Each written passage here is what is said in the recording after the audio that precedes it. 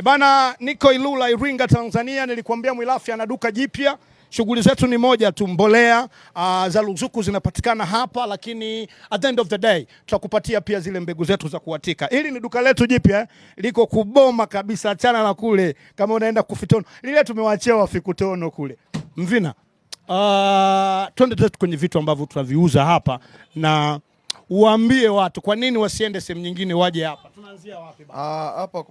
Hapa kitu cha kwanza unapata vitu kwa bei rahisi kabisa. Okay. Kwa bei rahisi kabisa. Tuanzie wapi hapa? Hapo pote pale tuna mabomba pia. Tuanzie hapa baba. Okay, hii ni nini Mwilafi? Hili ni bomba special kwa ajili ya kupulizia mazao. Ile unavaga mgongoni. Unavaa mgongoni. Hii lita ngapi? Hii ni lita 15. Lita 15. Ndio. Kwa hiyo naweka dawa yangu ya kupulizia. Unaweka, tunaita kiuatilifu. Kiuatilifu. Ndio. Hichi kiuatilifu yani kitumia siku moja au nipe darasa kidogo? Hapana, kwa itategemeana na mazao. Kwa mfano zao la nyanya tunapiga baada ya wiki. Baada ya siku 7 tunapiga, baada ya siku 7 tunapiga.